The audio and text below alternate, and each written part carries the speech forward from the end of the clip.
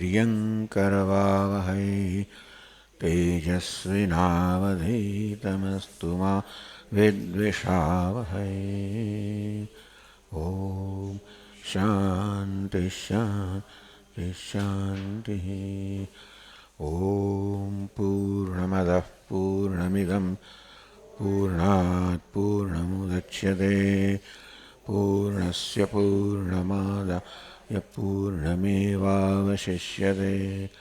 ॐ शान्ति शान्ति शान्तिः।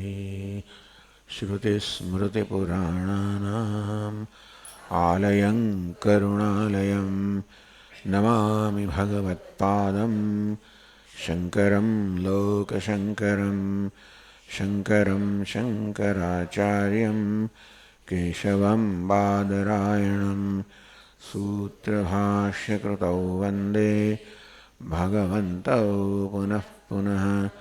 ईश्वरो गुरुरात्मेति मूर्तिभेदविभागिने व्योमवद्व्याप्तदेहाय दक्षिणामूर्तये नमः।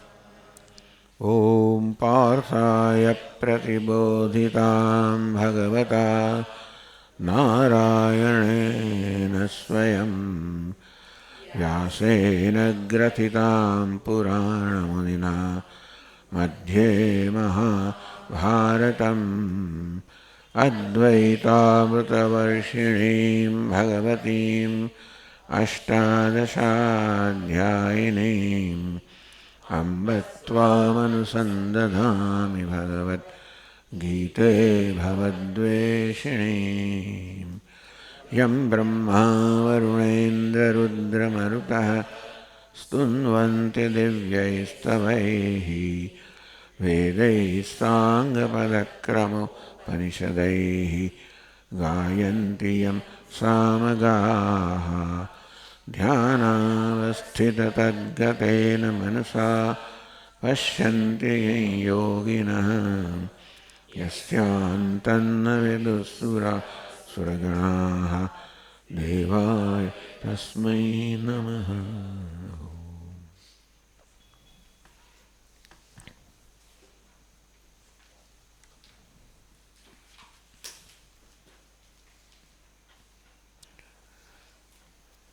વીસમા શ્લોક વિશે ભાષ્યકારે કહ્યું, અસ્મિન મંત્રે ષડ્ભા વિકારાઃ લૌકિક વસ્તુ વિક્રિયાઃ આત્મનિ પ્રતિષિધ્યન્તે.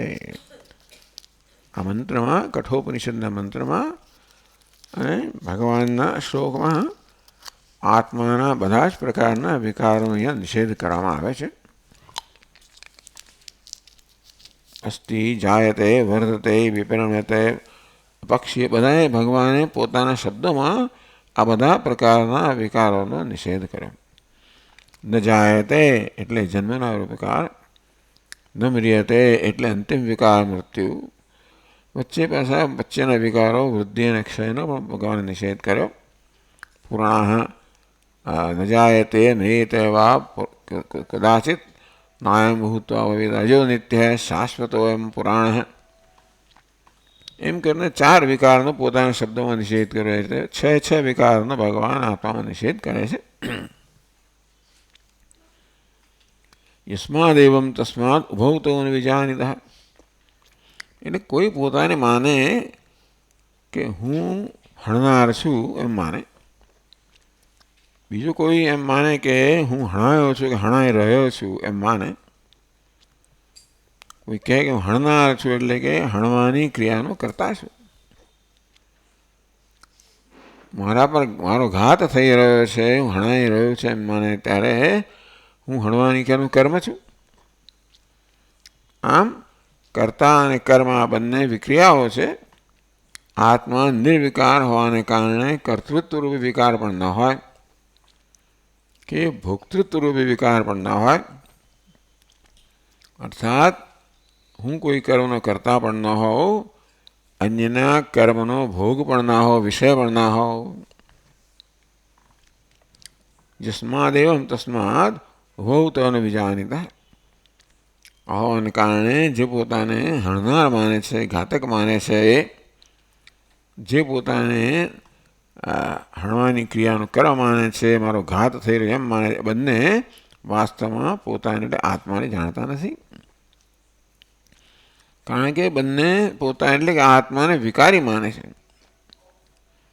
ક્રિયાનું કર્મ એ પણ વિકારી છે, ક્રિયાનું કર્તા પણ વિકારી છે. આમ 20 શ્લોકમાં કયા પછી આગળ કહે છે, એનમ વેત્તિ હંતારમ. હા, હવે ભાષ્ય વાંચવાનું છે ને. હા, એનમ વેત્તિ હંતારમ ઇતિ અનેન મંત્રેણ હનનક્રિયાયાઃ કર્તા કર્મ ચ ન ભવતિ ઇતિ પ્રજ્ઞાય ન જાયતે ઇતિ અનેન અવિક્રિયત્વે હેતુમુક્ત્વા પ્રતિજ્ઞાતાર્થમ ઉપસંહરતિ વેદા વિનાશનમ ઇતિ. એનમ વેત્તિ હંતારમ યસ્યૈનમ મન્યતે હતમ. આ મંત્રથી કે આ શ્લોકથી હનનક્રિયાયા કર્તા કર્મ ચ ન ભવતિ. આત્મા ઘાતક પણ નથી અને જેનો ઘાત થયો એ ક્રિયાનું કર્મ પણ નથી. પ્રતિજ્ઞા એ પ્રકારની પ્રતિજ્ઞા કરી એટલે ભગવાને આ વસ્તુ કહી પહેલાં કે આત્મા હનન ક્રિયાનો કરતા પણ નથી કે એનું કર્મ પણ નથી. આગળ કહ્યું તેમ ભાષ્યકાર હનન ક્રિયા માત્ર એક દૃષ્ટાંત છે. એટલે કે આત્મા એટલે હું અને તમે એને કોઈ પણ ક્રિયાના કરતા પણ નથી. અર્થાત અત્યારે હું બોલવાની ક્રિયાનો કરતા નથી કે તમે સાંભળવાની ક્રિયાના કરતા નથી કે આ બોલાઈ રહ્યું છે એ શબ્દોનું તમે કર્મ પણ નથી. આપણે આપણી ટેવ પણ માની જ લઈએ છીએ કે હું બોલનાર છું. આ પ્રકારનો આવો આપણો સ્વભાવ થઈ ગયો છે કે બોલવાનું વાસ્તવમાં તો વાણીનો ધર્મ છે અને હું સ્વભાવથી જ ટેવથી મારી જાતને બોલનાર માની લઉં છું. અને તે સાંભળવું એ પણ શ્રોત્રેન્દ્રિયનો ધર્મ છે. હું સ્વભાવથી ટેવથી મારી જાતને સાંભળનાર માની લઉં છું. આ બધું બધાને ઉપનિષદમાં કહેવામાં આવ્યું. એ જ વસ્તુ અહીં કહેવામાં આવે છે. એટલે કે આમ આત્મા જાણે કે એને અહીંયા પ્રવેશ કર્યો અને પછી દરેક નિયમમાં અહમભાવને કારણે પોતાને કરતા માને છે વગેરે.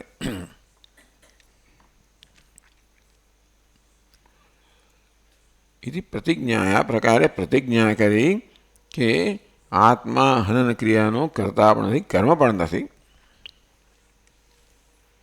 ન જાયતી તેને અવિક્રિયત્વ હેતુ મુક્ત્વા. કેમ અવિક્રિયત્વા? આત્મા નિર્વિકાર છે એટલા માટે. આપ કેમ કહો છો આત્મા નિર્વિકાર છે? કે ન જાયતે મ્રિયતે, અર્થાત કોઈ પ્રકારની વિક્રિયાનો આત્મા વિષય બનતો નથી. પ્રતિજ્ઞાતાર્થમ એટલે પોતે જે પ્રતિજ્ઞા કરી કે આત્મા અવિક્રિય છે, નિર્વિકાર છે, અહીંની એ વસ્તુ અહીં કહેવામાં આવી. થયું છે શું કે આ 21મા મંત્ર નવું કંઈ નથી કહેવામાં આવતું. આગળના શ્લોકોમાં જે કહ્યું એ જ અહીં કહેવામાં આવે છે. તો આપણને એમ લાગે કે આ તો પુનરુક્તિ છે. આ 21મા શ્લોકમાં ભગવાન નવું કંઈ કહેતા નથી. આગળના શ્લોકોમાં જે કહેવામાં આવ્યું એ જ વસ્તુની પુનરુક્તિ એવું લાગે આપણને. ભાષ્ય કહે છે આ પ્રતિજ્ઞા આ પુનરુક્તિ નથી. ભગવાને જે પ્રતિજ્ઞા કરી એનો ઉપસંહાર છે. એટલે ઉપક્રમ ઉપસંહાર સમાન જ હોય. ભગવાને પ્રતિજ્ઞા કરી, ઉપક્રમ કર્યો કે આત્મા નિર્વિકાર છે. સમજાવ્યું કે એનામાં કે આત્મામાં કેવી રીતે જન્મ મૃત્યુ વગેરે કોઈ વિક્રિયાઓ નથી. કારણ આપ્યું. હવે એ જ પ્રતિજ્ઞા જે કરી એનો અહીંયા આગળ ઉપસંહાર કરવામાં આવે છે. એટલે આ પુનરુક્તિ નથી. ઉપક્રમ અને ઉપસંહારમાં એક જ વસ્તુ કહેવામાં આવે એટલે ખબર પડે આપણને કે જે ઉપક્રમ હતો, જે પ્રારંભ હતો, એનાથી જ છેવટે એનો અંત આવે છે, ઉપસંહાર થાય છે. 21મા શ્લોકમાં કહે છે વેદા વિનાશિનમ નિત્યમ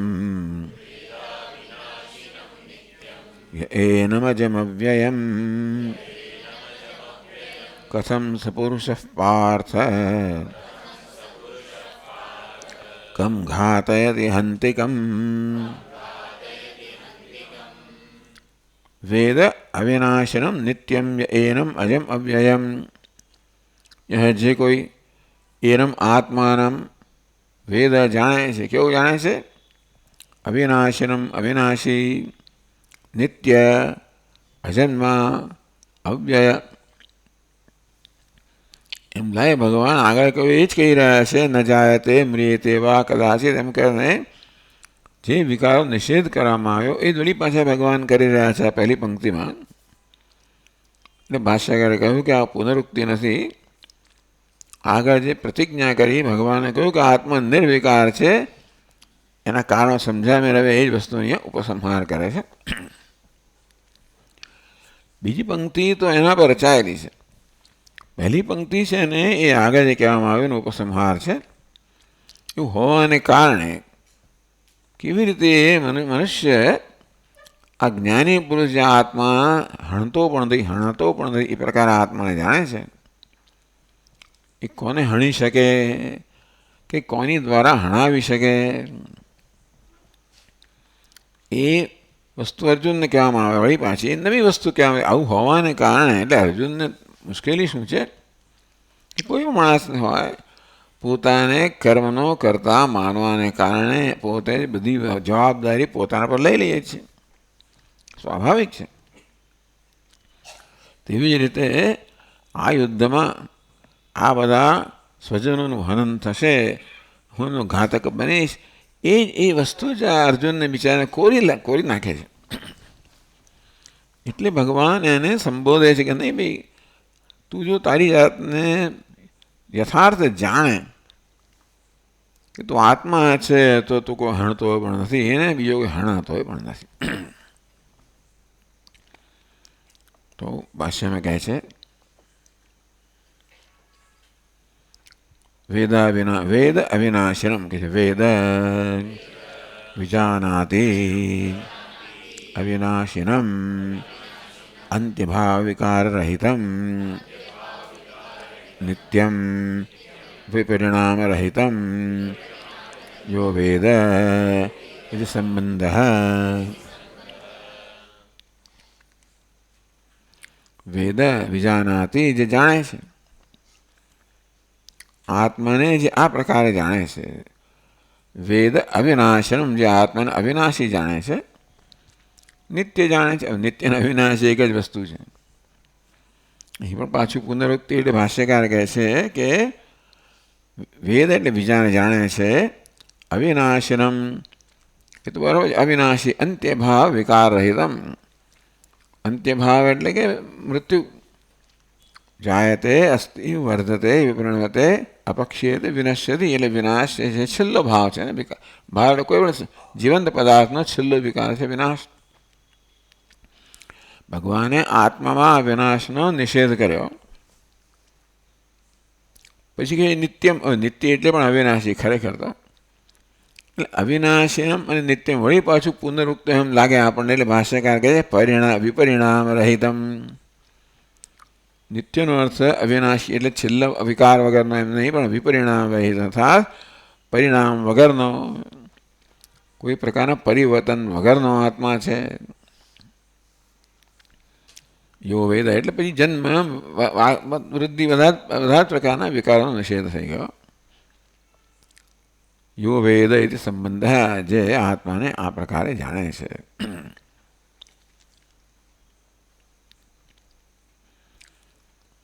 આવું આ સંબંધ એટલે યો વેદ આવો સંબંધ કેમ કહેવો પડ્યો?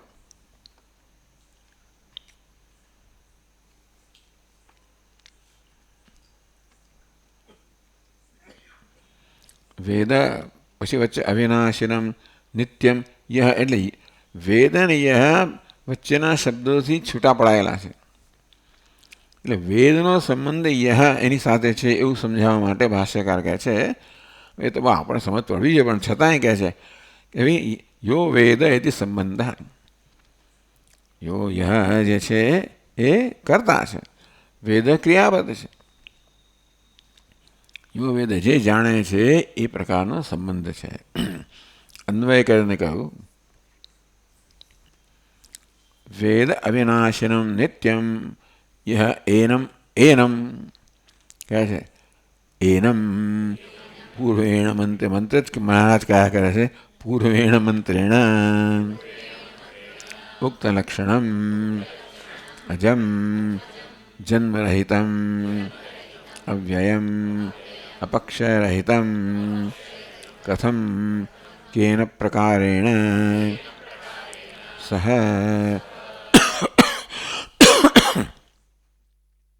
વિદ્વાન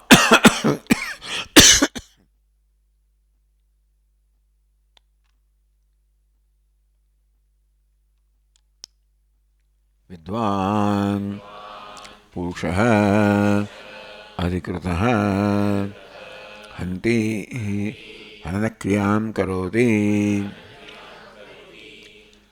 કથમ વા ઘાતયતિ હંતારં પ્રયોજયતિ.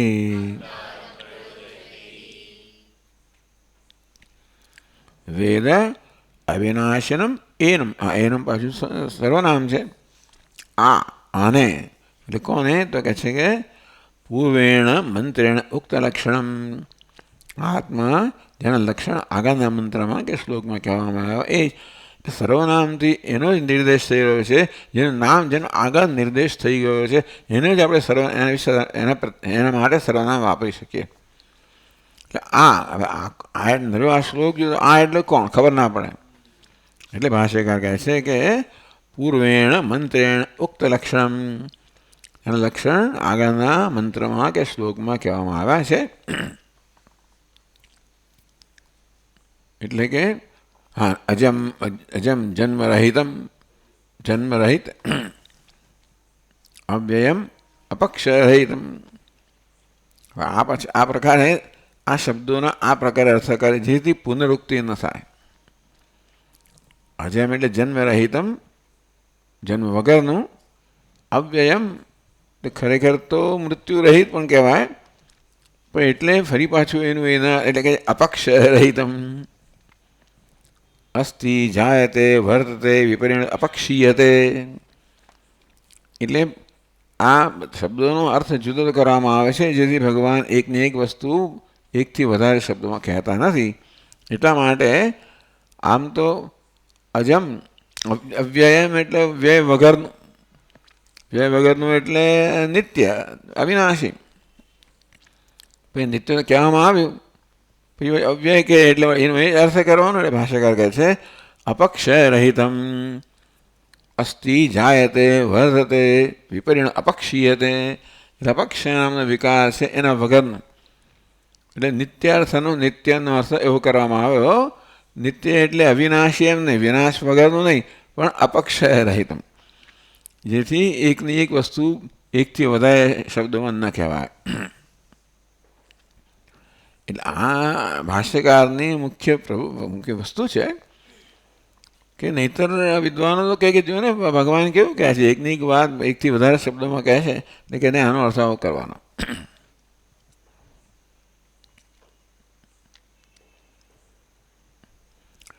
કથમ કેવી રીતે, કેન પ્રકારેણ કઈ રીતે, સહ એટલે વિદ્વાન પુરુષ, સહ પુરુષ, સહ એટલે પછી સહ એટલે પછી પુરુષ બે વસ્તુ કહી. સહ એટલે વિદ્વાન એટલે જ્ઞાની, પુરુષ અધિકૃત અધિકારી એટલે જેના વિશે ચર્ચા થઈ રહી છે, અધિકારી પુરુષ જે વિદ્વાન છે. હંતી હનન ક્રિયામ કરોતી, હંતી એટલે હત્યા કરે છે, એટલે કે હત્યાની ક્રિયાનો કર્તા બને છે. કથમ વા ઘાતયતિ એ પ્રેરક છે. હન ક્રિયાનું પ્રેરક ઘાતયતિ, અર્થાત ઘાત કરાવવો. એ કેવી રીતે ઘાત કરી શકે અને કેવી રીતે ઘાત કરાવી શકે. એ બે છે ને, અર્જુન ને શ્રી કૃષ્ણ છે ને. ધારો કે એમ કહેવાય કે ચાલો અર્જુન ઘાત નથી કરતો, તો મારે તો પ્રેરણા કરે છે ને, તસ્માદ યુદ્ધસ્વ ભારત. કોઈ કે ભલે બી અર્જુન કદાચ અકર્તા છે અને તેથી એ ઘાત ન કરતો હોય તો પણ ભગવાન એની પાસે એને પ્રેરણા કરે છે ઘાતની, એમ કરીને ભગવાન પ્રેરક તો થયા ને.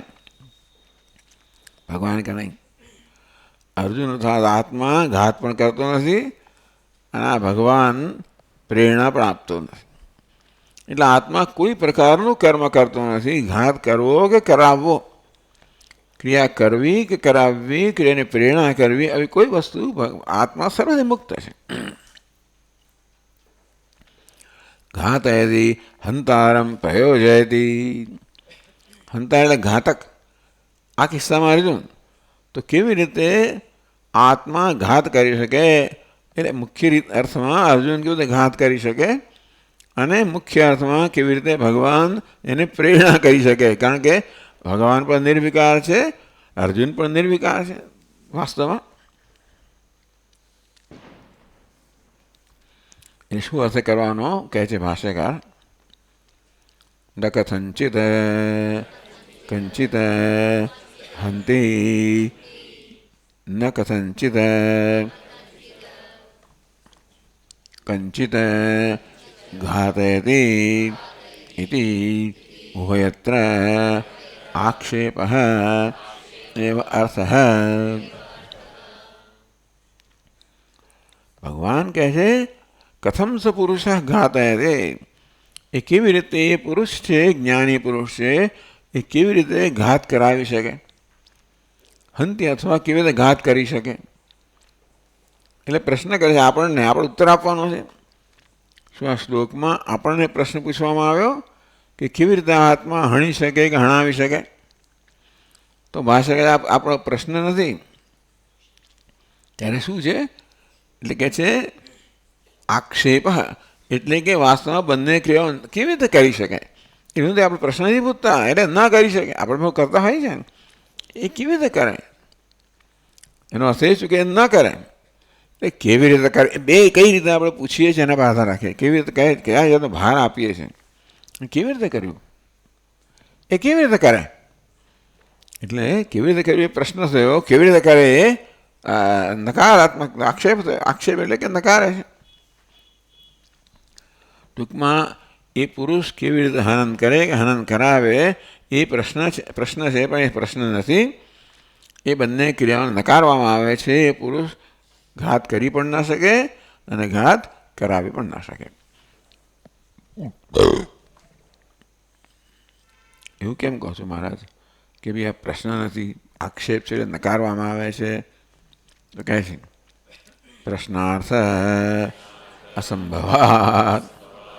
એ કોણ કોને પ્રશ્ન કરે, એટલે શ્લોકનો વાચ્યાર્થ એમ લાગે કે પ્રશ્ન કરવામાં આવે છે કે એ પુરુષ છે કોને હણે અને કોની પાસે હણાવે, એવો પ્રશ્ન કોણ કોને કરે. એટલે એનો અહીંયા કોઈ પ્રસંગ જ નથી. એટલે પ્રશ્ન નથી, વાસ્તવમાં હણવાની અને હણાવવાની, એટલે ટૂંકમાં એને પ્રેરણા કરવાની બંને ક્રિયાઓને આગળ નિષેધ કરવામાં આવે છે.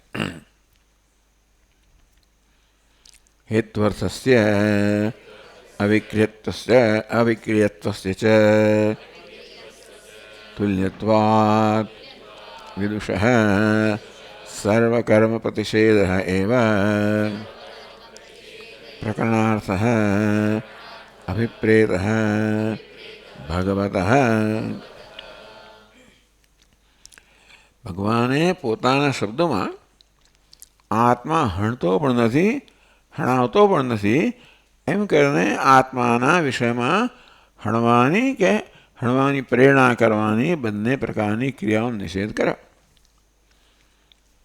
એટલે હિતવર્થસ્ય અવિક્રિયત્વ તુલ્યત કેમ નથી, કેમ હણતો નથી આત્મા? કારણ કે આત્મા અવિક્રિય છે. કેમ હણવાનું પ્રેરણા નથી કરતો? પ્રેરણા પણ વિક્રિયા જ છે, કારણ કે આત્મા અવિક્રિય છે. એટલે હણતો પણ નથી અને હણવાની પ્રેરણા પણ કરતો નથી. એ બંનેમાં આત્મા નિર્વિકાર છે. એ જ કારણ છે. એ કારણ તો હણવું કે હણવાની પ્રેરણા કરી છે બધી પ્રકારની ક્રિયામાં લાગુ પડે છે. એ બોલે, ચાલે, હરે ફરે, ખાય પીએ, આત્મા કંઈ પણ કર્મ કરે તો કર્મ કરવામાં કોઈ ને કોઈ પ્રકારનો ફેરફાર પરિવર્તન થવાનું જ છે. વિક્રિયા થવાની એટલે આત્મા બદલાવો જોઈએ કર્મ કરવા માટે. જે કોઈ કર્મ કરે એનામાં પરિવર્તન થવું જોઈએ. હું બોલું જેમ જેમ શબ્દો બદલાય તેમ તેમ બોલનાર પણ બદલાય. તમે સાંભળો તો જેમ જેમ શબ્દો સંભળાય તેમ સાંભળનાર પણ બદલાય. એ સૂક્ષ્મ પરિવર્તન થાય છે ને આપણે નોંધ લઈએ કે ન લઈએ, પણ આ વક્તા પણ સતત બદલાયા કરતો હોય છે. જેમ જેમ વક્તવ્ય બદલાય તેમ શ્રોતા પણ બદલાતો હોય છે, જેમ જેમ શ્રોતવ્ય બદલાય. કોઈ પણ ક્રિયા આ કર્તાની પરિવર્તન વગર થઈ ના શકે. એટલે બંને ક્રિયા છે, કોને હણે છે ને કોની પાસે હણાવે છે. આમ હણવાની ક્રિયા અને એની પ્રેરણા બંનેનો નિષેધ કરવાથી કરવા દ્વારા ભાષ્યકાર છે ભગવાન બધી જ ક્રિયાનો નિષેધ કરે છે આત્મામાં. કેમ? અવિક્રિયત્વ તુલ્યત્વાદ. કોઈ પણ ક્રિયા કરવી હોય તો વિક્રિયા થાય. ક્રિયા કરનારમાં વિક્રિયા થાય, પરિણામ આવે, ફેરફાર થાય. એટલે બોલનાર છે જેમ જેમ બોલતો જાય તેમ તેમ શબ્દો બદલાતા જાય, તેમ તેમ બોલનાર પણ એ પ્રકારનું પરિવર્તન આવે ને. બોલનાર એવો ને એવો જ રહે તો પછી બોલવાની ક્રિયા થઈ ના શકે. તેમ કોઈ પણ ક્રિયા આપણે કરતા હોઈએ, ખાવાની, પીવાની, હરવાની, ફરવાની, કંઈ પણ ક્રિયા કરીએ તો ક્રિયાના કરનારમાં પણ સાથે સાથે એ પ્રકારનું પરિવર્તન થતું જ હોય છે. ચાલવાની ક્રિયા કરવી હોય તો ચાલનારમાં સતત ફેરફાર થવો જોઈએ, નહીં તો ચાલવાની ક્રિયા ન થઈ શકે. આમ કોઈ પણ ક્રિયામાં ક્રિયા કરનારમાં પણ સાથે સાથે એ પ્રકારનું પરિવર્તન થતું જોઈએ તો જ ક્રિયા શક્ય બને. એટલે ભગવાન કહે છે કે આ બે ક્રિયાઓ, હણવું અને હણવાની પ્રેરણા કરવી, આ બે ક્રિયાઓનો નિષેધ કર્યો આત્મામાં. એટલે બધી જ ક્રિયાઓને, એટલે કેમ નથી હણતો? કેમ નથી? કારણ કે આત્મા નિર્વિકાર છે. હણવાનો પ્રેરક કેમ નથી બનતો? કારણ નિર્વિકાર છે. આ નિર્વિકાર છે એટલે કોઈ પણ ક્રિયા, કારણ કે દરેક કોઈ પણ ક્રિયા કરે તો વિકાર થાય. એટલે આત્મા નિર્વિકાર એ પ્રકારે જણાવીને ભગવાન બધી જ ક્રિયાઓનો આત્મામાં નિષેધ કરે છે. બોલતો નથી. કેમ નથી બોલતો? નિર્વિકાર છે. ચાલતો નથી. કેમ?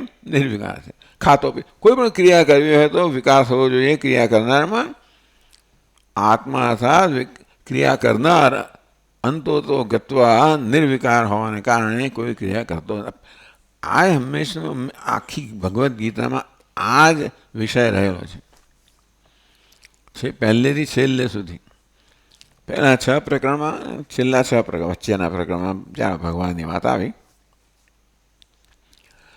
પણ એ ખબર નથી જે કંઈ કારણ હોય. મૂળ તો આ જ વસ્તુ છે. ભગવદ્ ગીતાનો મુખ્ય વિષય છે કે આત્મામાં કર્તૃત્વ નિષેધ કરવો, ભોક્તૃત્વ નિષેધ કરવો. એ દ્વારા બધા પ્રકારની ક્રિયાઓ અને ક્રિયાનું કર્મ બંનેનો નિષેધ કરવો. કર્તૃત્વ એટલે ક્રિયાનું કર્મ, ભોક્તૃત્વ એટલે બીજો કોઈ ક્રિયા કરતો હોય એનો હું વિષય બનું.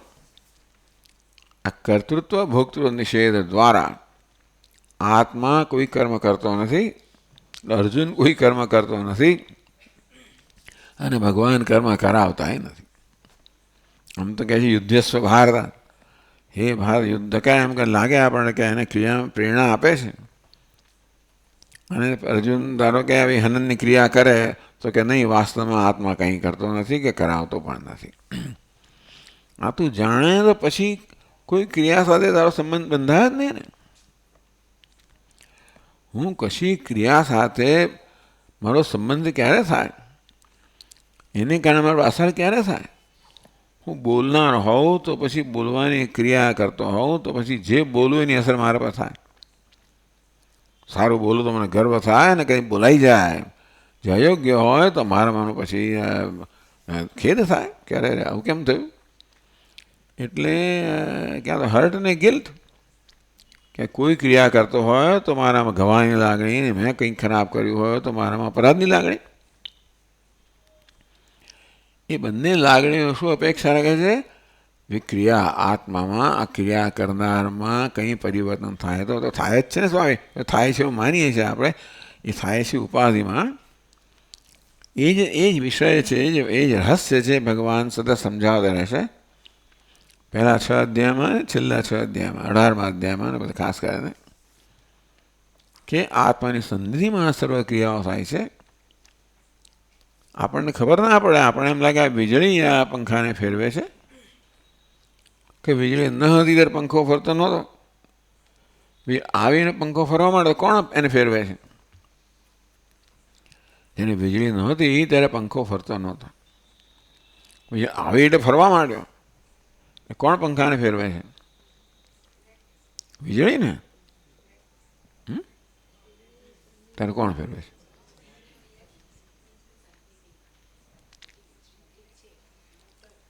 મોટર ફેરવે છે. મોટર તો ફરે છે બિચારી.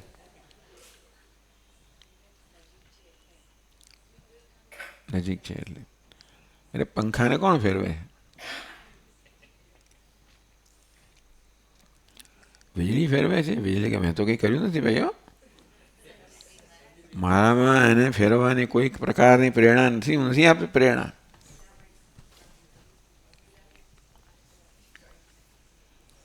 વીજળીની સન્નિધિમાં પંખો ફરે છે એવું થયું ને.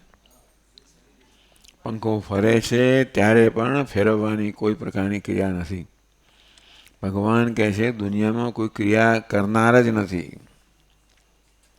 ક્રિયાઓ થઈ રહી હોય પણ તમે શોધવા જાઓ આ ક્રિયાઓ કોણ કરાવે છે. આટલું મોટું જગત છે, જગતનો એક એક પદાર્થ સતત ફરી રહ્યો છે, કંઈ ક્યાંય પણ દરેક સતત ક્રિયા ચાલી રહી છે. કોઈ વસ્તુ સ્થિર નથી. પેલા આપણે સ્થિર દેખાતી હોય પણ અંદરના અણુઓ પરમાણુઓ તો સતત ફરી રહ્યા છે. તો આ સતત ગચ્છતી જગત, સતત જે પરિવર્તનશીલ છે આ જગત, કોણ એને ફેરવી રહ્યું છે? બોલો એક સિનેમાનું ગીત હતું ને, એ કોણ ચિત્રકાર? એ તો ચિત્રકારની વાંથી ચાલે, પણ એટલે આ કોણ ચાલક છે, કોણ એનું કરનાર છે? આ બધું કરનાર ભગવાન. મયા અધ્યક્ષેણ પ્રકૃતિ સુએતે સચરાચરમ, મારી અધ્યક્ષતામાં, એટલે હું તો માત્ર પ્રકાશું છું, અને મારી અધ્યક્ષતામાં, મારી સન્નિધિમાં પ્રકૃતિ બધું કરવા માંગે. પ્રકૃતિને કહો તું જડ છે, પ્રકૃતિ જડ, પ્રકૃતિ કંઈ ના કરી શકે. ભગવાન નિર્વિકાર છે, મારે પર કંઈ ના કરે. પ્રકૃતિ બિચારી જડ છે, અચેતન છે, માટે પણ કંઈ ના કરી શકે. હવે પ્રશ્ન દુઃખ છે વિવેકમાં પૂછવામાં કે આ કોણ કરે છે આ બધું? આત્મા નિર્વિકાર છે તો કરી ના શકે. બુદ્ધિ તો કે અચેતન છે, માળામાં કરી ના શકે, તો કોણ કરે છે? એટલે સમજ. પછી એટલા માટે એક અહંકાર નામની હસ્તી છે, જે આત્મા અને બુદ્ધિના સંયોગથી ઉત્પન્ન થયેલા. ભાઈ બેનો સંયોગ થઈ જ ના શકે ખરેખર. આત્મા અને બુદ્ધિનો તો વીજળીને આ કશી વસ્તુનો સંયોગ થઈ જ ના શકે. બની સત્તા જુદી છે. એટલે આત્માનો અને ઉપાધિનો કોઈ સંયોગ થઈ ના શકે. તો એ પણ આ બધું થઈ રહ્યું છે, બધું થઈ રહ્યું છે, કોઈ કરનારું નથી. આપણે માનીએ કે હું કરી રહ્યો છું તો એ મારી સમસ્યા બની જાય. હું કરી રહ્યો છું, હું કરાવી રહ્યો છું, આ પ્રકારની માન્યતા હું ધરાવતો હોઉં, આ પ્રકારનો ભ્રમ ધરાવતો હોઉં, એ મારી સમસ્યા છે. ભગવાન કે ભાઈ મેં તો કંઈ કર્યું નથી ને કરાવ્યું નથી, અને માટે માત્ર સમજવાની જરૂર છે કે હું કરતો પણ નથી. ભગવાન નથી કરતા અને કરાવતા, એટલે હું કરતો નથી અને કોઈ પુરુષ કરતો પણ નથી અને કરાવતો પણ નથી. કોણ કરે છે અને કોણ કરાવે છે એવો અહીંયા પ્રશ્ન કરવામાં આવે. પ્રશ્ન નથી, એટલે કોઈએ કરતું નથી અને કોઈ કરાવતો નથી.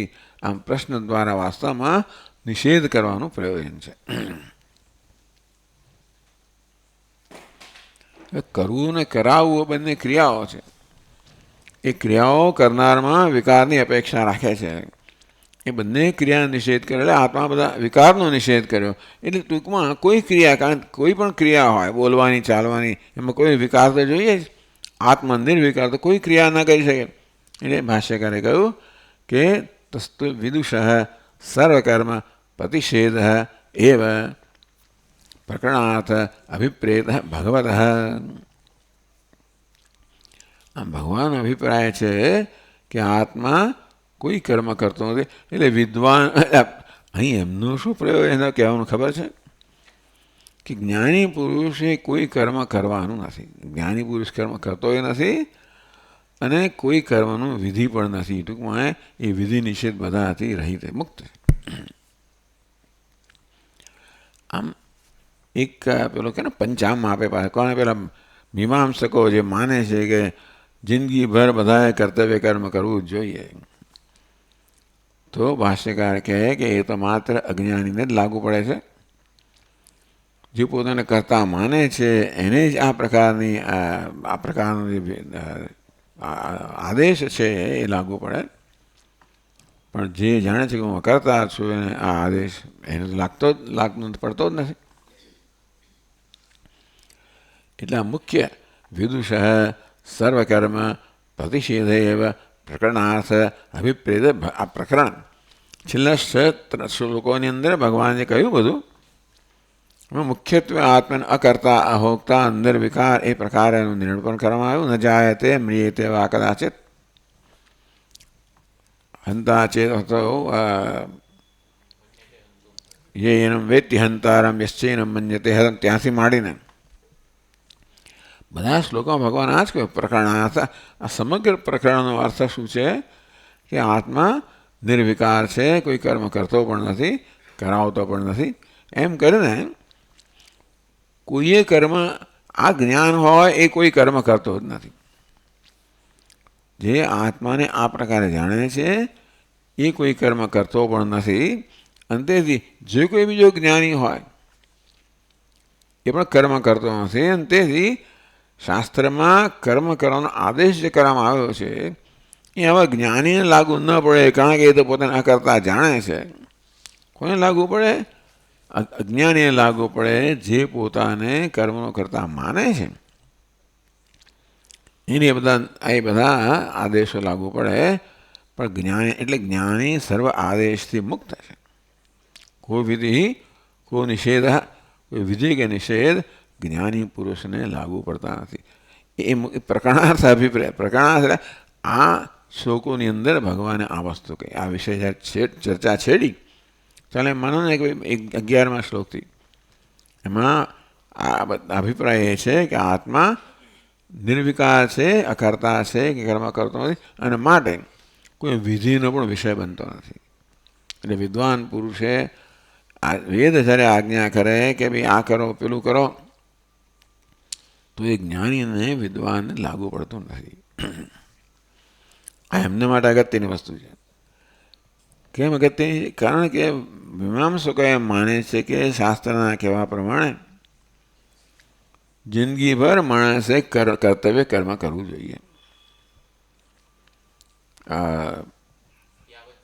યાવત જીવમ અગ્નિહોત્રમ જુહોતી, જ્યાં સુધી જીવે ત્યાં સુધી અગ્નિહોત્ર કર્મ કરે એટલે કરવું જોઈએ.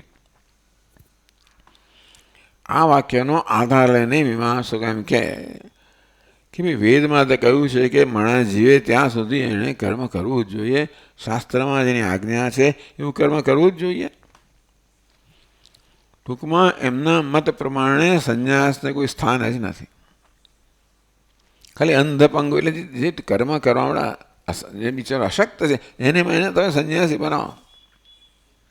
બાકી જે સશક્ત છે કે જે સક્ષમ છે એ કોઈ કર્મ છોડી જ ના શકે. કર્મ કરવું જ જોઈએ. એ પાછળનો અર્થ એ જ છે કે કર્મ કરવાની પાછળ આપણે આપણું પોતાનું પ્રદાન કરતા હોઈએ છીએ. તો માણસ જગત પાસેથી સતત પ્રાપ્ત કરી રહ્યો છે, જગતના બધા તત્વો પાસેથી પ્રાપ્ત કરી રહ્યો તો જ આપણું જીવન સંભવ બને.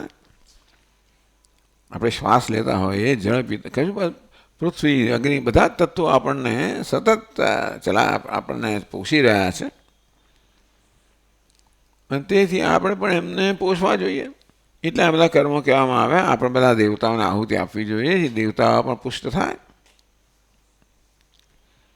એ જ્ઞાની હોય કે અજ્ઞાની હોય, જે હોય કર્મ તો કરવું જ જોઈએ. કેમ જ્ઞાની કે ચાલતો નથી, ખાતો નથી, પીતો નથી, એ પણ આ જગતના તત્વોમાં એ બધું એને પણ આ તત્વો સહાયભૂત થાય છે કે નહીં? તો પછી ભાષ્ય કહે ના, એ ખાતોય નથી ને પીતોય નથી. ત્યારે એ તો અકર્તા છે, પોતાના કરતા જાણે છે અને માટે એ કશું લેતો નથી. પોતાની દ્રષ્ટિએ જ્ઞાનને કારણે અકર્તા છે, અભોગતા છે, અને તેથી એ આ પ્રકૃતિમાંથી કંઈ લેતો નથી.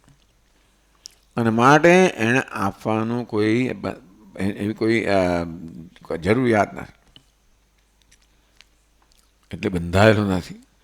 એ કંઈ લેતોય નથી, માટે આપવા માટે બંધાયેલો નથી. આપે જુદી વાત છે, અને આપશે જ. એ કંઈ જ્ઞાની પુરુષ નહીં આપે ને બેસી એવું એ કરે. કેટલાય મહાપુરુષો તો ગુફામાં જ રહેતા હોય છે, કશું કરતા નથી, તો ભિક્ષા માંગવાય ના જાય, આવે તો ખાય, નહીં તો નહીં. આજગરી વૃત્તિ, અજગર જેમ જેમ બેસી રહ્યો હોય, એની જાતે ખોરાક આવે તો ખાય, નહીં તો પડી રહે. તો એ પણ ચાલે, બરાબર છે, કારણ કે પોતાને જાણે છે, અકર્તા અભોગતા જાણે છે. એટલે આ બધા મહાપુરુષોનો પણ સમાવેશ કરવા માટે આ કહેવામાં આવે છે. એવું નથી કે કોઈ નથી કરવાનું, કે કોઈ ભિક્ષા માંગવા નહીં જાય, એવું પણ જશે, પણ ન જાય તો તમે એને દોષ ના આપી શકો. વિદુષ સર્વકર્મ પ્રતિષેધ એવ પ્રકરણાર્થ અભિપ્રેત ભગવત. ભગવાનનો અભિપ્રાય કેવો છે? આ સમગ્ર પ્રકરણ, આ બધા શ્લોકોમાંથી આ પ્રકારનો છેવટે સાર નીકળે છે કે જ્ઞાની પુરુષ માટે સર્વકર્મનો નિષેધ છે, પ્રતિષેધ છે. અર્થાત એને કોઈ પ્રકારની આજ્ઞા આદેશ આપવામાં, એ કોઈ આદેશને વશ થવાની એની જરૂરિયાત નથી. પણ એ તો કહ્યું છે કે કમ ઘાત હતી હંતિકમ, એ કોને હણે ને કોની પાસે હણાવે, તમે કેમ બધી ક્રિયાઓ લઈ લીધી? શ્લોકમાં ભગવાને આટલો જ નિષેધ કર્યો કે જ્ઞાની પુરુષ હણતો પણ નથી અને હણાવતો એ પણ નથી. તો તમે એનો અર્થ એવું કેવી રીતે કરી શકો કે એને કશું કર્મ કોઈ જાતની એની ફરજ જ નથી? એટલે કહે છે ભાષ્યકાર, હંતેસ્તુ આક્ષેપ ઉદાહરણાર્થત્વેન કથિત. હંતે આક્ષેપ, હંતે એટલે હંતીનો, હંતી એટલે ઘાત કરવો, મારું.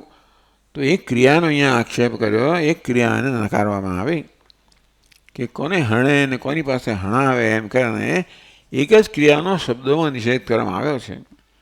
ભાષ્યકાર કહે છે કે એક જ ક્રિયાનો ભગવાન શબ્દોમાં નિષેધ કરે છે, એ બધી જ ક્રિયાઓને લાગુ પડે છે. કોણ બોલે તો બોલવામાં એ પ્રકારનો આત્મા વિકાર જોઈએ ને. કોઈ પણ ક્રિયા કરવા માટે આત્મા વિકાર જોઈએ. નિર્વિકાર હોવાને કારણે આત્મા જો હણી ના શકે કે હણાવી ના શકે તો બોલી ના શકે ને ચાલી ના શકે. માટે આત્મામાં હણવાની કે હણાવવાની ક્રિયાઓ નિષેધ કરવા દ્વારા બધી જ ક્રિયાઓ નિષેધ થયો. એટલે આત્મા કોઈ કર્મ કરતો નથી,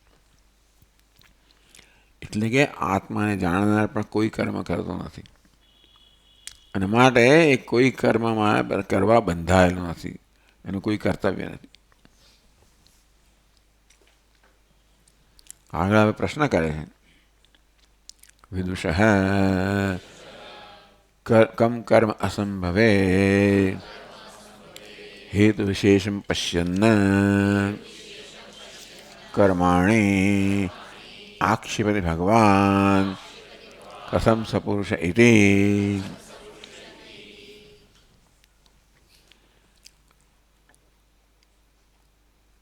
કમ કર્મ અસંભવે વિદુષ હેતુ વિશેષમ પશ્યન. એવું કયું કારણ છે વિદ્વાનમાં? એવું કોઈ વિશેષ કારણ છે વિદ્વાનમાં જે મારા ને તમારામાં ના હોય? એવું વિદ્વાનમાં શું વિશેષ છે જેને ધ્યાનમાં રાખીને ભગવાન કહે છે કે વિદ્વાન એટલે જ્ઞાની પુરુષ હણતો એ નથી ને હણાવ, એમ કરીને બધી ક્રિયાઓનો નિષેધ કરવામાં આવ્યો. આક્ષેપ કહો, નિષેધ કહો, એ જ્ઞાની બધી ક્રિયાઓ નિષેધ કરવામાં આવ્યો. એવું શું છે જ્ઞાનીમાં જેને ધ્યાનમાં રાખીને ભગવાન આવું કહે છે? વિદુષ કમ કર્મ અસંભવે વિદુષ કમ હેતુ વિશેષમ પશ્યન. વિદ્વાનમાં કયા પ્રકારની વિશેષતાને ધ્યાનમાં રાખીને ભગવાન કહે છે કે વિદ્વાન કર્મ કરતો પણ નથી અને કરાવતો પણ નથી. એવું હેતુ હેતુ વિશેષ કયો વિશેષ કયું વિશેષ કારણ છે? વિદ્વાનમાં કઈ વિશેષતા છે જેને ધ્યાનમાં રાખીને ભગવાન કહે છે કે વિદ્વાન અર્થાત જ્ઞાની પુરુષ કર્મ કરતો એને કરાવતો પણ નથી.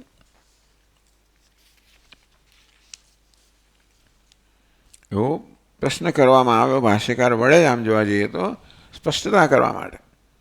પાછા આપણે કદાચ ભૂલી ગયા હોય, આપણે બધા ઘણી વસ્તુ બધી બહુ વસ્તુ કહેવામાં આવે એટલે આપણે કંઈ મૂળ વસ્તુ આપણા મન જતી રહે એટલે ભાઈ પાછું લાવે છે ભાષ્યકાર આપણા મનમાં કે ભાઈ કયા હેતુ કયા વિશેષ કારણને ધ્યાનમાં રાખીને ભગવાન કહે છે કે જ્ઞાની પુરુષ કર્મ કરતો પણ નથી અને કરાવતો નથી. એવું કયું વિશેષ કારણ છે? એટલે ઉત્તર આપે છે, નનો ઉક્તમેવ આત્મનઃ અવિક્રિયત્વમ સર્વકર્મ અસંભવ હેતુ કારણ વિશેષ. નનું ઉક્તમ કહ્યું તો ખરું. જવાબ આપે છે ઉક્તમ એવ, કહી તો દીધું કે અવિક્રિયત્વમ, આત્મા અવિક્રિય છે, નિર્વિકાર છે. એને કારણે કોઈ કર્મનો આત્માનો સંભવ નથી. એટલે આત્મા કોઈ કર્મનો સંભવ નથી એને માટે આત્માની અવિક્રિયતા કે નિર્વિકારતાને કારણે કહ્યું. આપણે કહ્યું કે કશું કર્મ કરવું હોય તો કર્મ કરનારમાં એ પ્રકારનું પરિવર્તન થવું જોઈએ. આત્મા ત્યારે કર્મ કરી શકે જ્યારે આત્મા પણ કર્મને અનુસાર પરિવર્તન આવે. બોલવાનું કર્મ કરવા માટે એ પ્રકારનું પરિવર્તન આત્માને બોલનાર બનવું પડે. ચાલવાનું કર્મ કરવા માટે આત્માએ ચાલનાર બનવું પડે. એ પ્રકારે કશું કર્મ કરવા માટે આત્માએ કર્મનો કર્તા બનવું જોઈએ. એ પ્રકારનો વિકાર કે પરિવર્તન ફેરફાર થવો જ જોઈએ તો જ કર્મ થાય. બાકી આત્મા નિર્વિકાર રહે અને બસ કશું બોલે નહીં કશું કરે જ નહીં તો કંઈ કર્મ થઈ ના શકે. આમ કર્મ કરનારની અંદર પણ કર્મને અનુસાર પરિવર્તન ફેરફાર થવો જ જોઈએ. નન ઉક્તમેવ આત્મન અવિક્રિયત્વમ સર્વકર્મ અસંભવ હેતુ કારણ વિશેષ ઇતિ. તો આત્મા નિર્વિકાર હોવાને કારણે કોઈ કર્મ નથી કરતો કે ન કરી શકે. એ તમને કહ્યું તો ખરું બી આગળ કહે છે કે પ્રશ્ન પૂછ્યો કે કઈ આત્માની કઈ વિશેષતાને ધ્યાનમાં રાખીને ભગવાન કહે છે કે જ્ઞાની પુરુષ કર્મ કરતો નથી કરાવતો નથી. તો કહ્યું તો ખરું ને કે ભાઈ આત્મા નિર્વિકાર છે, અંતેથી કર્મ કરી પણ ના શકે કરાવી પણ ના શકે. તો કહ્યું તો ખરું. હવે જરાક અહીંયા થોડું પાણીમાં પોરા કાઢવાના એવું છે એટલે પ્રશ્ન પૂછે છે. સત્યમ ઉક્ત વાત તો કહ્યું, આપણે કારણ તો કહ્યું, હેતુ કયો કે આત્મા નિર્વિકાર છે. આત્મા નિર્વિકાર છે. અહીંયા આગળ વાત કોની થઈ છે? કથમ સ પુરુષ પાર્થ કમ ઘાતયતિ હંતિકમ. એ જ્ઞાની પુરુષ કોને હણી શકે, કોને હણાવી શકે? એને માટે કારણ શું? આત્મા નિર્વિકાર છે. જ્ઞાની પુરુષની વાત થઈ રહી છે ને. ભગવાન જે કર્મનો આક્ષેપ કે નિષેધ કરી રહ્યા છે જ્ઞાની પુરુષ માટે કરી રહ્યા છે. આપ કહો છો આત્મા નિર્વિકાર. આત્મા ભલે નિર્વિકાર, જ્ઞાની આત્મા જુદા હોય ને. એટલે અહીંયા પ્રશ્ન કહે છે કે ભાઈ તમે કહ્યું તો ખરું કે આત્મા નિર્વિકાર છે, મારે કોઈ કર્મ ના કરાય. એટલે કહે છે સત્યમ ઉક્ત ન તો સહ કારણ વિશેષ અન્યત્વાદ વિદુષ અવિક્રિયાત્મન ઇતિ. શું છે અહીંયા અવિક્રિયાત્વાદ પણ અવિક્રિયાત્મન તો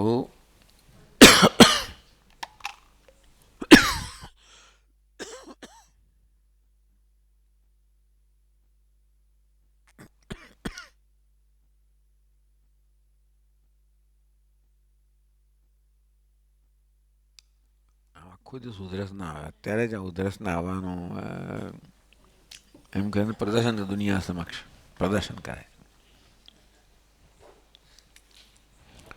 તો કારણ તો કયું? વિદ્વાન કર્મ કરતો હોય નથી, કરાવતો. તમે એ કારણ શું કહ્યું? કે આત્મા નિર્વિકાર છે. આત્મા નિર્વિકાર હોય એટલે જ્ઞાની પુરુષ નિર્વિકાર છે એવું કેવી રીતે? જ્ઞાની પુરુષ મનુષ્ય છે અને આત્મા સચ્ચિદાનંદ છે.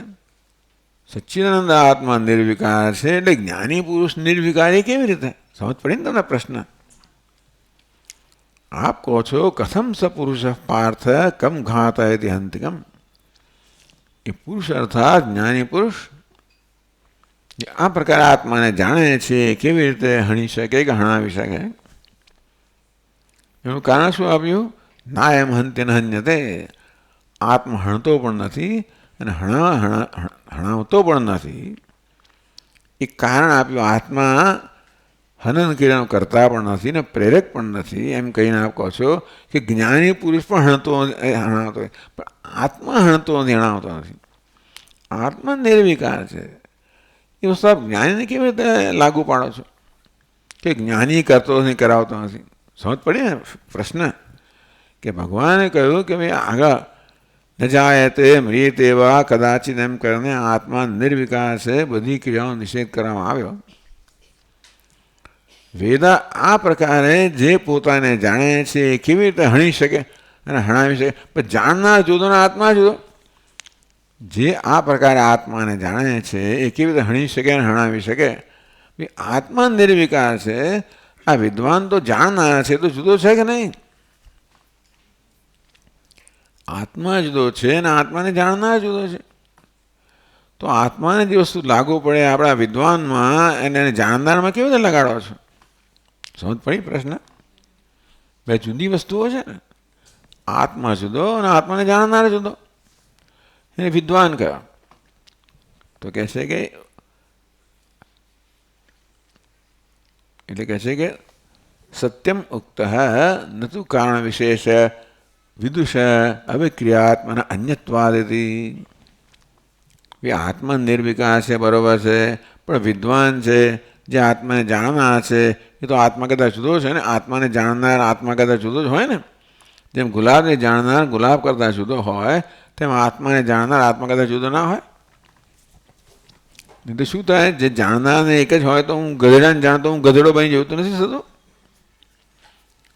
તો પછી જાણવાનો વિષય જુદા જ હોય ને. આત્મા તો વિષય જાણવાનો, વિદ્વાન જાણનાર છે. તો આત્માને લાગુ પડે, વિષય લાગુ પડે, એ તમે કરતાને કેવી રીતે લગાડો છો? સતુ કારણ વિષય અન્યત્વા વિદુષ અવિક્રિયાત્મના અન્યત્વાદ. આત્મા નિર્વિકાર છે પણ આત્મા જાણનાર વિદ્વાન છે એ તો નિર્વિકાર નથી જ ને. તો નિર્વિકાર આત્માને જાણનાર છે. આત્મા નિર્વિકાર છે એને જાણનાર વિદ્વાન કેવો નિર્વિકાર બન્યો? આ ગુલાબ લાલ છે તો એને જાણનાર લાલ કેવી રીતે બન્યો? જાણનાર તો જુદો છે ને. તેમ આત્મા નિર્વિકાર છે પણ આત્માને જાણનાર વિદ્વાન નિર્વિકાર છે એવું આપ શા પરથી કહો છો? કે જાણનાર જુદો છે, વિદ્વાન જુદો છે અને વિષય આત્મા જુદો છે. અને તો પછી જે આત્મા છે એના જ ગુણો વિદ્વાનમાં કેમ લગાડો? અને કોઈ વિદ્વાન પણ કેવી રીતે હણે ને હણાવે? આત્મા કરતા છે, એ ક્રિયાનો કરનાર નથી, પ્રેરક પણ નથી, પણ એને જાણનાર પર તમે આ લગાડી દીધું કે વિદ્વાન. તેથી વિદ્વાન એમ કારણ શું આપ્યું ભગવાને? કથમ સ પુરુષ પાર્થ કમ ઘાતયતિ હંતિકમ. વેદા વિનાશનમ નિત્યમ. એને જે આત્માને અવિનાશી નિત્ય અજન્મા જાણે છે એ પુરુષ કે જ્ઞાની પુરુષ કેવી રીતે કર્મ કરે ને કરાવે? આત્મા કર્મ કરતો ને કરાવતો નથી. એની જાણનાર વિદ્વાન તો આત્મા કદાચ જુદો છે ને. તે કર્મ નથી કરતો અને કરાવતો એવું આપ શા બધી કહો છો? હંમેશા જાણનાર વિષય કદાચ જુદો હોય. આ પુષ્પ છે અને જાણનાર હું પુષ્પ કદાચ જુદો જ હોઉં. તેમ આત્મા છે, ચાલો એ નિર્વિકાર છે, એને જાણનાર વિદ્વાન છે તો નિર્વિકાર નથી જ ને. જાણનાર તો જાણવાના વિષય કરતાં જુદો હોય ને. તો આત્મા નિર્વિકાર છે. તમે એમ કહો છો કે એનો જ્ઞાની પણ કેવી રીતે કર્મ કરી શકે? એ જ્ઞાની પણ નિર્વિકાર એવું આપણે કેવી રીતે માની લીધું? એવું કેવી રીતે આપ એ જાતનું વિધાન કરી શકો? તો કહે છે અમે કહ્યું ને કે ભાઈ આ બધું અવિક્રિયત્વ આત્માનો સ્વભાવ છે, મારા આત્મા કર્મ કરતો નથી. કહ્યું આપે સત્યમ અન્યત્વાદ અવિક્રિયાત્મના નિર્વિકાર આત્માને જાણનાર જ્ઞાની તો આત્મા કદાચ જુદો છે, એટલે એને નિર્વિકાર કેવી રીતે કહો છો? આત્મા નિર્વિકાર છે, પણ આત્માને જાણનાર જ્ઞાની પુરુષ નિર્વિકાર છે. એ તો આપ તો વાત કરો છો કે કેવી રીતે જ્ઞાની પુરુષ કર્મ કરે ને કરાવે. એ આત્મા નિર્વિકાર છે. એને તો આત્માને જાણનાર એના ગુણો, આત્માના ગુણો એનામાં કેવી રીતે આવે?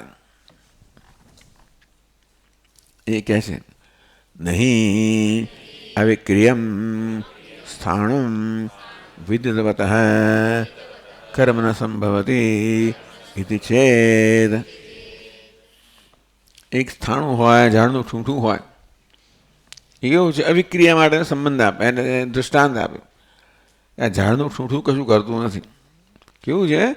કોઈ કર્મ વગરનું છે, અવિક્રિય છે, વિકાર વગરનું છે, કર્મ નથી કરતું. પણ હું એને જાણનાર છું, હું નથી કર્મ કરતો એમ કેમ કહેવાય? જ્ઞાનનો વિષય આ ઝાડનું ઠૂંઠું જુદું, જાણનાર હું જુદો. તો એ કશું કરતું નથી, પણ એટલે હું કશું નથી કરતું એ કેવી રીતે? આત્મા અને આત્માને જાણનાર બે વસ્તુઓ થઈ. આત્મા નિર્વિકાર છે, પણ જ્ઞાની પુરુષ આત્માને જાણનાર છે. તમે એને નિર્વિકાર કેવી રીતે કહો છો? એવો પ્રશ્ન છે. ચાલો આપણે કાલે જોઈશું આગળ. ઓમ પૂર્ણમદઃ પૂર્ણમિદં પૂર્ણાત પૂર્ણમુદચ્યતે પૂર્ણસ્ય પૂર્ણમાદાય પૂર્ણમેવાવશિષ્યતે. શાંતિ શાંતિ શાંતિ. શંકરં શંકરાચાર્યં કેશવં બાદરાયણં સૂત્રભાષ્યકૃતૌ વંદે ભગવन्तौ પુનઃ પુનઃ. ઈશ્વરો ગુરુરાત્મેતિ મૂર્તિભેદવિભાગિને વ્યોમવદ્વ્યાપ્તદેહાય દક્ષિણામૂર્તયે નમઃ. ઓમ શાંતિ શાંતિ. હરિ ઓમ. શ્રી ગુરુભ્યો નમઃ. હરિ ઓમ.